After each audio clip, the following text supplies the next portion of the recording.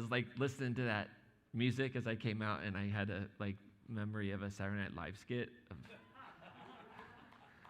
Do you know what I'm talking about? Like they're dancing in the club and like that. Sorry. I know, totally not appropriate for church. My apologies. But that's just how my mind works. I was like, I got to get it together here. Hey, it's great to be here today. Hey, do me a favor, just give a big thank you to the band for music and being here, and our tech folks for making it all possible.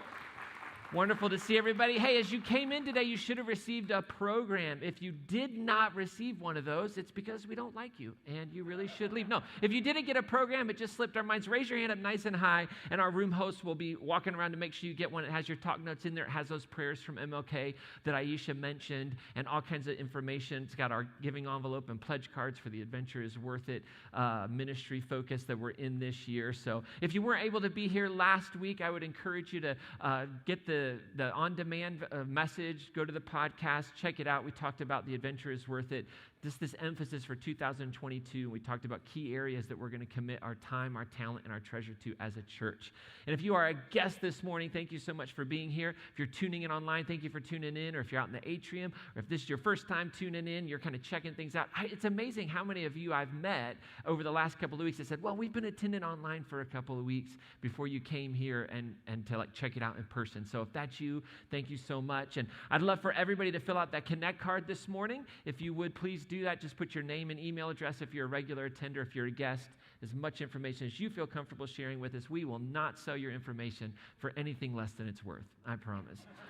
So you know that if we aren't going to do anything with that. It's just there, and we'd love to follow up with you. And if you want any information, you can just check some boxes on the back. And if you have a prayer request, you can write that prayer request on the back of that Connect card. And we have a care ministry team, and all of our staff get those prayer requests every week, and we'd love to have that. So thank you so very much for doing that. Listen, we're going to jump in. If you're a talk notes person, there's talk notes that are in your program. We give you the answers. They're in bold, highlight, yellow on the screen, all right? So you don't have to worry too much, all right? As we launch this new series today on MLK weekend on the nature of love. Let me ask you this question, little mind experiment. Think about it for just a moment. What motivates you in life? Just think about that for a second. What motivates you? Right? Like, what do you get out of bed in the morning for? Why do you go to work? What motivates you to come to church or to tune in to church when you're at home, right? Like, why are you doing it? Why is it a part of your life? Lots of things motivate us. We're all motivated by different things. One of the things that some of us are motivated by, like we get out of bed in the morning, we go to work because we're motivated by the idea of success. How many of y'all want to be successful? Raise your hand up nice and high. How many of y'all don't? Just happy to be unsuccessful, just barely making it through life, right? You're like, no, I'd rather be the tail, not the head. No problem at all there, right? No, we all want to, at some measure, success, and so that drives us. Some of us are motivated by power. Now, some of these words sometimes have like negative connotations, but you might say, I'm kind of motivated because I want power and influence, and I want to create a more just world. I want to have power in my organization or in the business that I work so that I can create an environment that builds up people, right? That's not necessarily a bad thing, but you're motivated, so you get up in the morning, you work hard, whatever. Maybe your family is the key motivator. Like you're here today because you just believe that a spiritual life is important for your family. Right? Maybe you're motivated by you go to work so that you can spend time with your family, go on vacations, and be there on the week. Like you took a specific job that had specific hours so that you could be there specifically at times with your family. Like that's something that motivated you. Maybe you're motivated by wealth. How many of y'all like money? Raise your hand up nice and high. Same people that like success are willing to admit that. I like money, right? We're like motivated by a measure of wealth, right? We take a different job. Maybe we think, well, this job's not going to be quite as good as the one I'm in, but it's way more money, and that's a motivating factor for you, and that's okay, right? So what's interesting is our motivations, we could think of them as desires, right? Desires, like what we desire. So if we desire success, we're going to make decisions, we're going to develop values based upon that, right? If we have this high desire for a healthy family, we're going to make decisions and sacrifices based upon that desire, right? So I have this kind of belief as we launch into this series on 1 Corinthians 13. If you're new to Bible study, 1 Corinthians 13 is the very famous kind of passage around what love is, what the Apostle Paul wrote. And as we kind of talk about this passage of Scripture, these verses over the next 5 weeks, I want to say that I don't think the issue is a lack of love. Now, some of you are like, you've lost your mind, Ryan. See, because I think like love in a sense is a desire, right? In a just generic sense. I think the issue is not a lack of love. Like some of us love success, we love money, we love power, we love our political parties, we love whatever it might be. So we have those desires. I think what happens is that our desire is often misdirected, that our love is misdirected. It's focused in areas that are actually unhealthy for us as people, unhealthy for us as a culture, as humanity. And so when we take a desire, like I think a great example of it is like a desire for, say, wealth, right? There's like nothing wrong with wanting to be wealthy, right? But when that desire gets misdirected and so focused and so overwhelming, some really terrible things can happen. We can mistreat people. We can become very, very greedy. We can hurt one another, right? We can start to devalue people or only see people as a means to an end when it comes to wealth, things like that. Misdirection is one of the key tools of a great magician. How many of y'all like magic shows? I'm not going to give you one today. Nice try. Right? But that's what magic is based on, right? Like draw your attention to something flashy and shiny and sparkly and loud while what really is important is happening over here. And then you're like, how did that happen? Because our attention is misdirected, right? And misdirected love, misdirected desire, oftentimes counterfeits and hides the real nature of love. The selfless nature of what love is, of certainly Christ-like love. And this was the problem that was happening in this church in a town called Corinth. It wasn't that this church didn't have love or that these people didn't have love. It's that their love, their desire was misdirected. And in that misdirection, some bad fruit had grown on the tree, right? And there was some bad fruit of chaos in their community. There was contentiousness. There was divisions, right? They had become misdirected by a love of popularity, a love of prestige. Like who was the person who had the most personality? And so this little fledgling church in a community in a town called Corinth, Paul addresses one of his letters to. A little background on this letter, 1 Corinthians. If you're new to Bible study, 1 Corinthians in the New Testament, I always go to the right when I say New Testament. I always go to the left when I say Old Testament, because back in the day, we'd have these things called Bibles. And they were bound, and they were a thing called a book. I don't know if you've ever seen one of these before. And they had things called pages in them. And you used to have to turn the pages, right? I understand. Now we scroll and things like that, but that's how we got swipe left and swipe right, by the way. It originated in what we called a book back in the day, okay? So in the Bible, right, there's the New Testament. It's divided into two sections, right? And there's some letters in it, and they're written by different people. And one of the letters in there, one of the longer ones, is called 1 Corinthians. And 1 Corinthians is one of what scholars would call the undisputed 7 letters of Paul. So there's 13 letters in the New Testament that are attributed to Paul. 7, every scholar says, this comes from the authentic Paul. Right? These are genuine. We believe that the historical Paul wrote these 7 letters, right? They're 1 Thessalonians, Galatians, 1 Corinthians, Philemon, Philippians, 2 Corinthians, and Romans. So those 7, everybody agrees, Paul actually wrote. The other 6, some are contested because they think, well, maybe Paul wrote part of it or somebody wrote it in Paul's name. And then there's a few that most scholars just absolutely agree this didn't originate with Paul. In fact, some scholars believe some of the letters are quite anti-Paul, that within the letters of Paul, we see like a radical Paul, we see a more conservative Paul, and then we actually see an anti-Paul, right? Some letters from like people that were trying to like counter some of Paul's teaching on his radical, inclusive nature of the church, right? So this city in Corinth was a kind of a seaport. It sat, there were 2 ports that it could see, so it was very, very important city. Very multicultural, lots of commerce coming in. In Paul's world, Corinth was the most important city in Greece. It wasn't Athens. Even though Greece and Athens were in the same Roman district, Corinth would have been the most important city.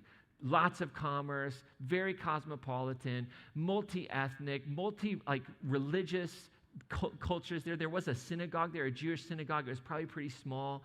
But Paul goes there because he knows this is one of the most important cities in all of Greece and in this Roman province. And he spends 18 months there. And you can read about this in the book of Acts in the New Testament if you want to. But he spends 18 months there, probably about maybe 20 years, 15, 20 years after Jesus' death and resurrection. So he's there on his mission to the Gentiles, is what he would say. He was there to bring this good news of Jesus to people outside the faith of Jerusalem. And so he starts a community there, and it's called a church. Right now, when we say Paul starts a church, remember, it's not like this church. There was no building. It's not like the church would gather for a sermon and teaching and worship. A church was a community of people, right? This word, called out ones.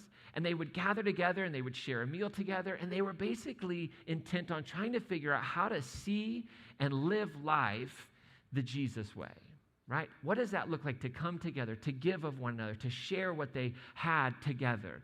And so most of these folks had very little interaction with the Jewish faith. And so Paul really has his work cut out for him, right? Because these aren't folks that have grown up in Judaism and have an understanding of the Jewish God. They're coming from all different kinds of backgrounds. And so they come together in probably a fairly small group of people. Most of Paul's churches were planted, they were like 15 to 20 people. Very few of them would have been larger. Maybe Corinth had 100 people in it because of its size as a city. And probably what was happening in Corinth is because it was bigger than like that, they were kind of limited with where they could meet because they didn't have a building. So they would meet in homes. And so they probably would start to break down, and there would be 10 or 15 people that would go meet in this house, and 10 or 15 people that would meet in this house and meet in this house. And that's probably the source of one of the divisions. They probably kind of gathered around different leaders that they liked, different preachers, different people that would come and visit town, evangelists, things like that. And so these like little communities were gathering, and they had all kinds of problems. And this is going to be hard to relate to, all right? Because most of our churches have no problems whatsoever, especially this time of year, decade, I don't know, millennia, right? Whatever it might be. So there's all this division, all this coming. Paul hears word of it. They send Paul a letter, and somebody kind of rats out the community, like they're tattling. They're like, Paul, this is what's going on, and this is what's going on, and this guy is sleeping with his father's wife. It's crazy. There's all kinds of weird stuff happening. And so Paul writes this letter back. He's in a town called Ephesus in Asia, which is like 200 miles across the Aegean Sea. So he sends this letter back, and at times, like, you read it, and you're like, man, Paul is a jerk. Like, he's just so harsh with him. Some of you, that really hurt your feelings. I said that. I should be real careful. Like, but if you read it, you're like, man, this guy is unsympathetic. Like, he's really harsh, right? But he's addressing these problems that have been there. All this division and conflict that had grown, and it had created this, like, incredible sense of disorder in the community. Like, people didn't like one another. They weren't motivated by love. They weren't motivated by love for one another, right? They were motivated by a love for personalities, a love for this leader, a love for this teacher, a love for this evangelist.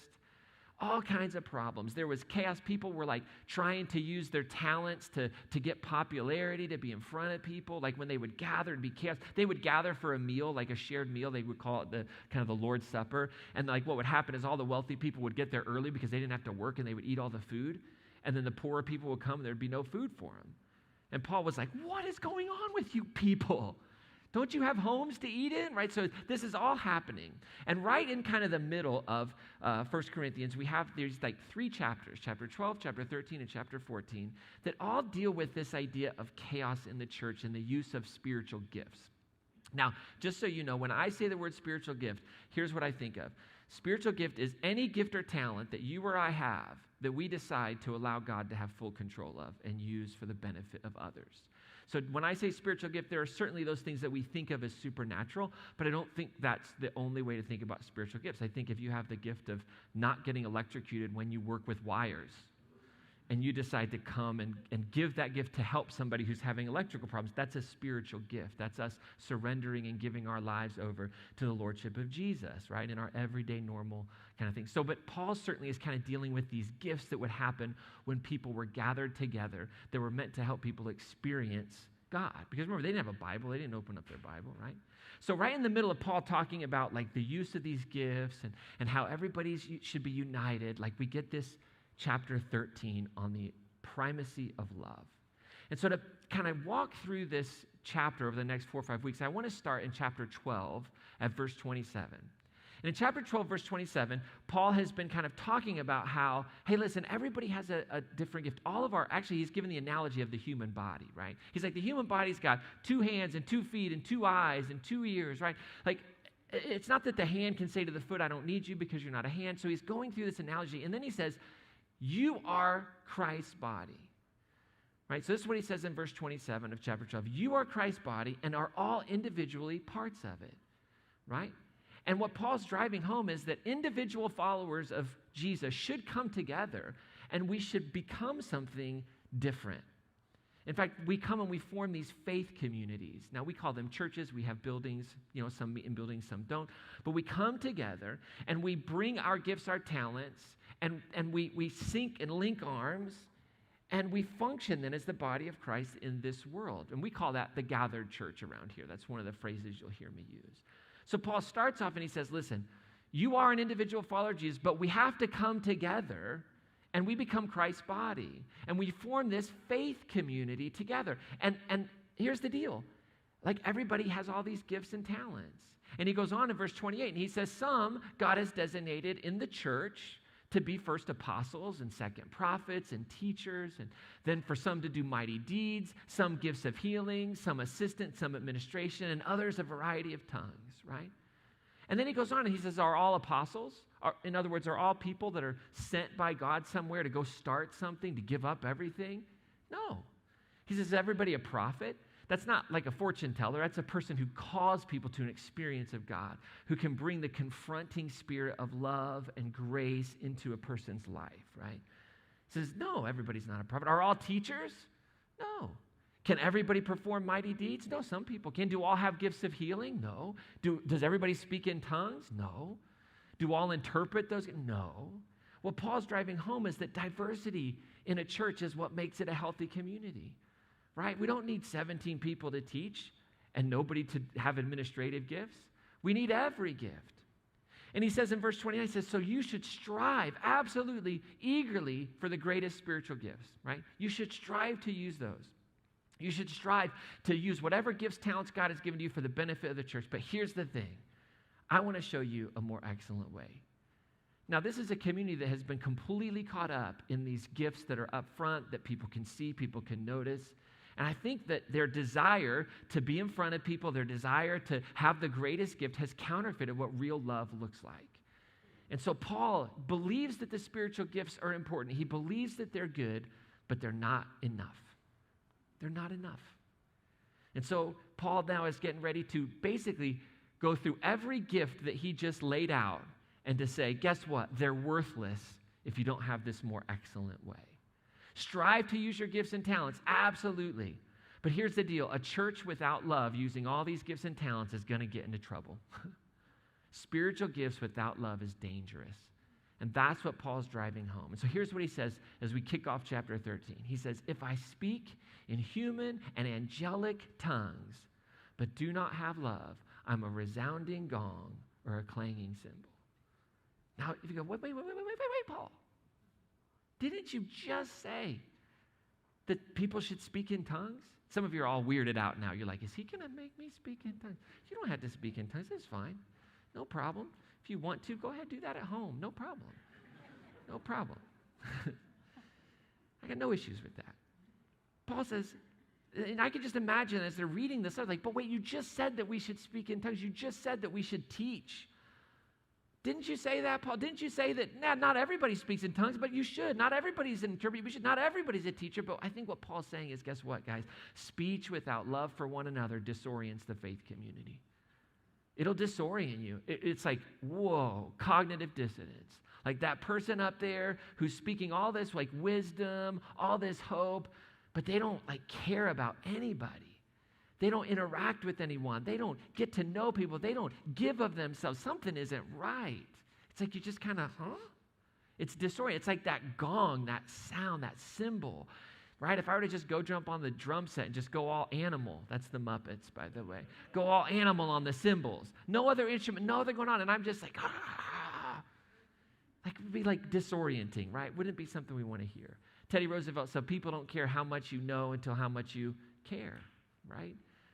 That idea. And so Paul's like, hey, listen, yeah, you should do all this stuff, but here's the deal. If you can actually function, here's what's crazy. You can function in the gifts without love. And that might even, like God might even use that, but guess what? It's just at the end of the day, it's disorienting. It's never going to last.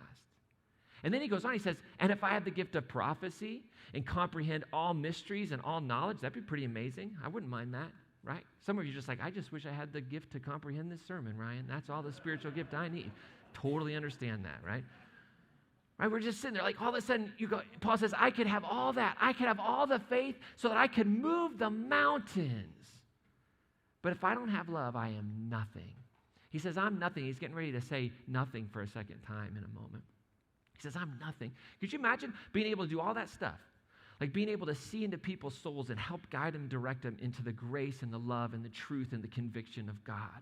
The God that created everything, that's behind all truth. Like to have that prophetic gift, to have the faith to bring healing. And I can imagine the community at Corinth going, Paul, what are you saying? You just told us to do this. And everybody who does it, man, we just love them. Everybody who like performs the healing, everybody who gives us a real word of knowledge, everybody, like we just like, whoa, they're amazing. And Paul's like, but if they're not doing it out of love for one another, I think that's the implied love here, because they're doing it out of love for something, right? They're doing it out of love for prestige. They're doing it out of love for power. But when it's not grounded in love for one another, they might be up on stage. They might have all the accolades, have all the titles, but Paul says, I'm nothing. I'm nothing. And you think of like, we would hand what we call spiritual authority over to those people, right? Right? We would hand authority over our spiritual lives to guide us and direct us to those people. And I think what Paul is saying is, and we've seen this, that spiritual authority without love for one another, it just destroys faith communities. Now, I know this is going to be hard to imagine that there would be people in my line of work that would ever do anything out of vain or selfish ambition. I mean, it's impossible to, but Paul's getting at, he's saying, listen, all that wisdom you can get, but here's the deal. At the end of the day, it'll be nothing. It'll all be destroyed. Because what happens, abuse, neglect, control, manipulation, all those things will emerge inside of a faith community when we use our gifts and our talents for personal gain and not for the benefit of others. Does it mean that some good can come out of those gifts? Absolutely. People can be touched. People's lives can be changed by that wisdom. But at the end of the day, it will bring it down to nothing. And we see this. We see strife and contention and jealousy and anger. We see it in the church at Corinth. We see it in faith communities everywhere because it's not grounded in love. It's grounded in all kinds of other things. It's grounded in having the best music. It's grounded in having the best lights. It's grounded in having the best building. It's grounded in, got to get everything perfect. Everything's got to be perfect. As you can tell, I'm not into that with the message. It's anything but perfect. Because it's got to be grounded in a love for one another. Now, does that mean we shouldn't have excellence? Absolutely not. It means that we should strive to do everything as if we're doing it for Jesus himself. But when all of a sudden we say, well, I'm going to do this, and it's all my reputation's at stake, right? If I'm going to get all angry because a beat on the music gets missed or a program isn't printed right, and I think people are making judgments about me as the leader, now we have a problem. And that's the kind of stuff that was happening where Paul says, listen, you can have all these great gifts. Everything can look really wonderful. But at the end of the day, if it's not grounded in love for one another, it'll be destroyed. It'll be nothing. And then he goes on, and now he takes it to a whole nother level, right?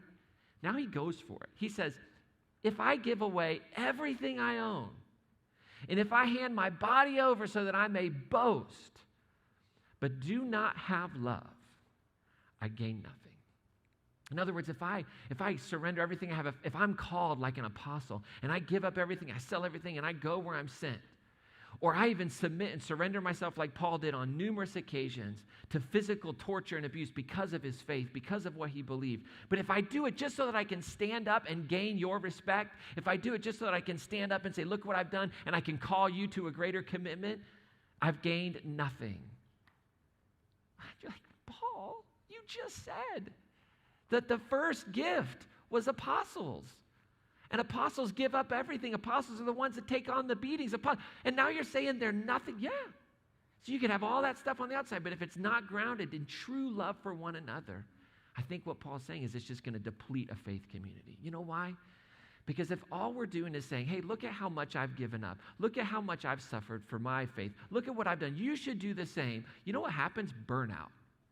That's what happens. Look at how much time I give. Look at how much talent I give. Look at how much treasure I give. Everybody should give more. And we're always just more and more. And we're comparing ourselves. Blah, blah, blah. No, you gain nothing. We don't gain anything of eternal value. And so here's, I think, what Paul's getting at in these first 3 verses of 1 Corinthians. There's chaos in the community. Everybody's striving to be on top. Everybody wants to have the best gift. Everybody wants to be used. Everybody wants to be pat on the back. And what Paul's saying here in these first 3 verses, before he even talks about love, he says, regardless of talents and gifts, a faith community is nothing without genuine love for one another. Do you know that the scripture never says that they will know we are followers of Jesus by our lights? Do you know that? This might be shocking. Never says they will know we're followers of Jesus by our perfectly flawless, technically executed worship services. By our love. We want to transform a community. We want to be a people transformed. You love. Spiritual gifts without love is spiritual disaster. We're just another organization making widgets out there, building up a handful of people on the backs of other people. And so as peacemakers, as a community that has said we are grounding our spirituality in Jesus' statement, blessed are the peacemakers, for they will be called children of God, heirs of God, reflections of the Creator. So what about your everyday normal life? Because Paul's definitely addressing a community. But what about you as an individual? What about me as an individual? Well, I think there's a prayerful question that Paul's driving home. And that is, we should all ask ourselves this question, no matter what arena of life we're talking about, whether we're talking about home, whether we're talking about our marriages, whether we're talking about our parenting, our work environment, the activism that we're involved with, whatever it might be, the prayerful question is, what motivates you?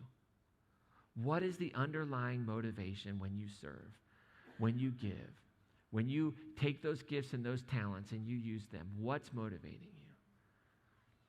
Whether it's at home, church, work, what is it that motivates me? Do I pause and ask that question? Do I really open up my soul to the Spirit of Jesus and say, what motivates me?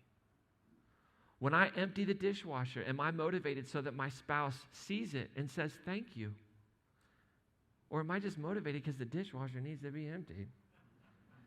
And I want to contribute.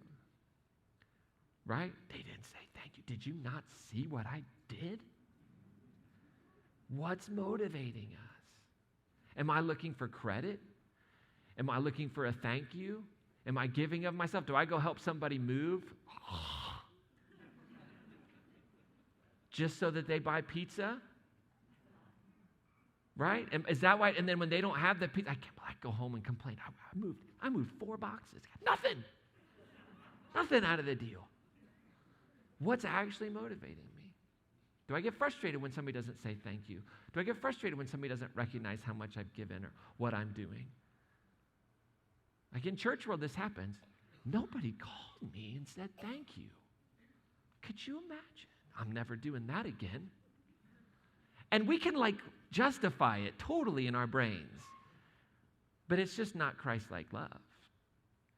Am I looking just to advance myself, my own reputation, or am I really looking for opportunities to strengthen and encourage somebody? Am I really looking for opportunities to be the hands and feet of Jesus?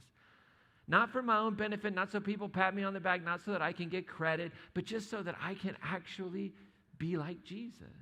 Just so that I can know deep inside of my heart that I've been able to contribute to that person's success. And that kind of love, that motivation, that my actions towards any person in my life, it's motivated by true love because it's not for me. It's not what I get out of it. It's not I hope they say thank you. It's not I hope they give me $20. It's none of that. It's just because it's an opportunity to be kind. It's an opportunity to give. And so I'm going to go do that because it's the right thing to do. And it doesn't matter whether they say thank you. It doesn't matter. I'm not going to even let it factor into my head. That's Christ-like love. And that kind of love will transform any talent into a spiritual gift. Any talent. any talent whatsoever into a spiritual gift. An opportunity to bring the Spirit of Jesus right into a relationship, right into a church. Because you see, a talent without love is just that. It's just a talent. It's something you're good at, something you can use for your benefit. And there's nothing wrong with that. There's nothing wrong with using your talents for your benefit. Absolutely nothing wrong with it. But when there's opportunity to use our gifts, our talents to benefit others, to help others, what's our response? Are we responding in Christ-like love? Well, the question is, what is Christ-like love? Well, that's what Paul talks about and we're going to look at next week. That's where he goes into now. He's like, okay, you've had this like counterfeit desire for like prestige and power and love, and you think that's where it's at. But here's the deal. All that stuff that you see that you think is so wonderful, at the end of the day, it's going to lead to nothing, lead to ruin without this thing called love. And now I'm getting ready to show you what it is. And if we'll get that, if we'll get a hold of this thing called love, like Paul describes, something pretty powerful dies in communities of faith and in relationships, and that's jealousy and strife. See, that's, if you were like, what was the presenting problem in Corinth, right? If we were to like diagnose them, the presenting problem in Corinth was jealousy and strife. They were jealous of one another, all these conflicts. And Paul says the antidote, the medicine, is to go in love, to give of yourself. And he's going to lay out what that love looks like. So as we wrap up this morning, let me ask you this question. What is it that God's inviting you into? It's a question I ask every week. If we gather and it's just for some music, if it's just for a message, then we've missed it. We should be gathering so that we in community can hear the voice and the whispers of the Spirit of God calling us into. So what is it that God's inviting you into today? We're going to sing a song together and just kind of have a few moments to meditate on that question. Maybe God's inviting you to just commit the next 5 weeks to explore this idea of love and what it can do in your life if you just live it out. Like maybe that's just the invitation. Like I'm just going to make this a priority for 5 weeks to participate, to be present, whether online or in person. That's just the Spirit of God saying, hey, let's go on this journey together. Let's get a master's degree in love together. Maybe you're sensing, maybe you've been around Crossroads for a while, and maybe you just get this sense like, I just need to connect here in this faith community, and I want to use my gifts and talents in a volunteer role. The back of that Connect card, there's a little checkbox. You just check that box, and we have a team of people that they want to help find those spaces that take your gifts and talents, turn them into spiritual gifts, bring wholeness, fulfillment in your life, try out some things. Maybe that's a little whisper. And here's something I'm hoping that God is doing in the background, right? In spite of me, in spite of our whatever we do right or wrong here, I'm praying that during this season that some of us who are like, you've been around the peacemaking business for a while. You know what I'm talking about? Like, you've been at church a long time. Like, when I say things like, hey, if you're new to Bible study, the Bible's divided into 2 segments, you kind of roll your eyes. You're like, oh my gosh, this again. And then you like quote all the books of the Bible. Or you've been around it. Like, I would just, maybe God's nudging you to lead. And I'm praying that God is raising up a handful of people, individuals, couples that would just sense this nudge to lead a group where people can connect, like they would in Corinth, where they would share their lives with one another on a weekly basis. They would encourage one another, maybe share a meal. We call those kind of connect groups. And the pandemic has made it very difficult for us to stay connected with one another. And over these last few years, it's been hard as a church to really formulate and help people find those groups. But here's the thing. When I meet people that are new to Crossroads, you know, like one of the first questions I get asked is, where can I connect with some people? And I don't have any more room on my couch. Like, my response to anybody asking me is, you can come to our connect group. And so I just wonder if maybe God's nudging you because you've been around and you can create a space. Now, and it's not a Bible study. It's not a place to, accountability group where we just tell everybody our deepest story. It's just a place to connect, to love one another. We complicate stuff a lot in church. I don't know if you know that or not.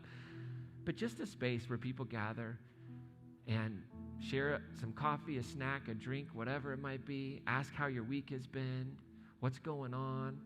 How can we be praying for one another this week? Pray together, laugh, and kind of do what they were doing in Corinth. Like, how do we actually live this Jesus-focused life together? And this connect group for like my family is really beautiful because it's a space where Christian community happens. It's a space where we care for one another. When somebody's sick, that's where the lasagna gets made. Call up here, the church office, hey, is there somebody I'm sick? Can somebody bring lasagna? We're like, well, what? No. I don't have a chef on staff here. What am I supposed to do? But like to do that for one another. The Bible's filled with those one another's. And that's the beauty of Corinth. As messy as it was, they could be called to love, right? So as we sing this song, I'm going to invite you to stand, unless you want to sit, and then you can sit. You can fill out your Connect card, whatever it might be, but I'm going to invite you to stand if you'd like, and we're going to sing this song, Cornerstone, that talks about the foundation of our life being Jesus. If you're here this morning and you would like prayer, one of the things that's just nice to know that you're not alone sometimes. And so if you're here this morning and you would like to pray with someone about a circumstance that you're going through, we have some of our care ministers that are going to be on the left and right here of the auditorium, and they'd love to pray with you. And you can just come over and just share as much or as little as you want, and they'll just pray, and you'll just know you're not alone. If you're online, you can click the live prayer button on our online campus, and someone will pray with you. We believe that prayer is important, that prayer matters. Jesus seemed to think that prayer matters, and so he prayed. And so that's what we do here as well. So I want to invite you to do that. Go ahead and stand on up as we sing this song, Cornerstone. Just take these few moments to be present.